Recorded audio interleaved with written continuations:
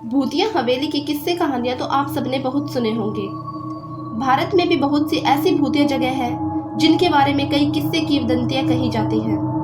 इन किस्सों में कितनी सच्चाई होती है यह तो उस जगह पर जाकर ही पता लगाया जा सकता है। जिस रहस्यमयी घटना के बारे में आज हम बात करने जा रहे हैं यह रहस्यमयी घटना अर्बन लीजेंड के बारे में है।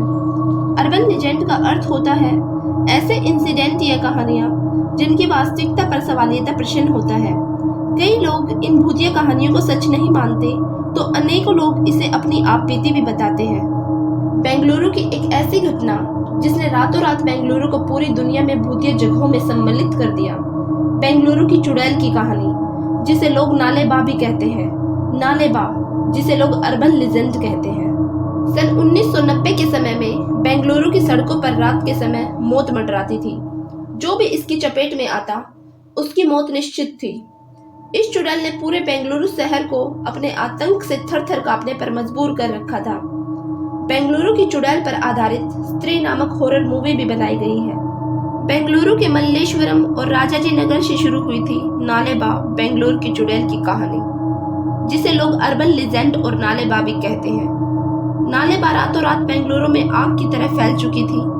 बेंगलुरु में आधी रात को एक चुड़ैल लोगों के घर पर आकर दरवाजा खटखटाती थी और उस घर के सदस्य की आवाज में बाहर बुलाती थी।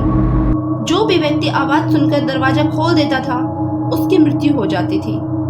लोगों ने जब यह बात सुनी तो किसी ने भी इस घटना पर विश्वास नहीं किया और लोग इसे मजाक समझने लगे। कुछ ही दिनों में चुड़ैल की और लोगों को मारने की घटनाएं सामने आने लगी। हर रोज चुड़ैल के बारे में ऐसी घटना सामने आती जिस पर विश्वास करना मुश्किल था।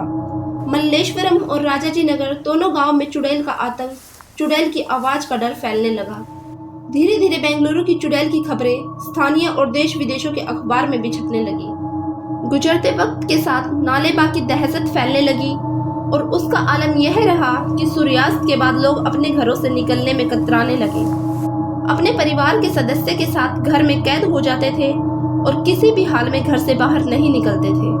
शाम होते ही मल्लेश्वरम और राजाजी नगर समेत अन्य गांव की सड़कें बिल्कुल सुनसान वीरान हो जाती थी। जहां रात के समय कोई भी दिखाई नहीं देता था, रातों रात ही दोनों गांवों की सड़कें भूतिया सड़क में तब्दील हो जाती थी।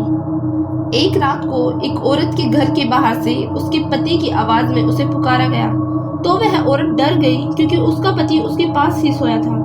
वह औरत उठी और उसने खिड़की के बाहर झांका, लेकिन उसे बाहर कोई भी दिखाई नहीं दिया। जिसके पश्चात जल्दी से वह औरत वापस सोने के लिए जाने लगी तो पुनः उसको वह आवाज सुनाई दी। अब उसको यकीन हो गया कि यह वह चुड़ैल की आवाज थी जिसकी चर्चा पूरे बेंगलुरु शहर में हो रही थी। तभी डर के मारे कांपती आवाज में उस औरत ने कहा, नालेबा। जिसके बाद घर के बाहर से चुड़ैल की आवाज आना बंद हो गई। लेकिन अगली रात को उस औरत के साथ ठीक पिछली रात की तरह उसके पति की आवाज में पुकारा गया। जिसके बाद उस औरत ने नालेबा कहा और फिर से आवाज आना बंद हो गई। नालेबा कन्नड़ भाषा का एक शब्द है। नालेबा का अर्थ होता है कल आना। चुड़ैल की आवाज से बचने का यह तरीका लोगों में फैलने लगा। जिसके भी घर में रात को आवाज आती वह नालेबा कह देता, जिसके बाद चुड़ैल की आवाज आना बंद हो जाती थी। एक वक्त ऐसा भी आया जब बेंगलुरु के हर घर के बाहर नालेबा लिखा गया। बेंगलुरु की चुड़ैल का शिकार बने लोगों में से एक नागेश नाम का व्यक्ति भी था। नागेश मल्लेश्वरम में अपने पूरे परिवार के साथ रहता था। रात के समय नागेश को एहसास हुआ कि दरवाजे के बाहर से उनकी माताजी दरवाजा खटखटा रही हैं और उनको बुला रही हैं। उत्सुकता में नागेश ने दरवाजा खोल दिया।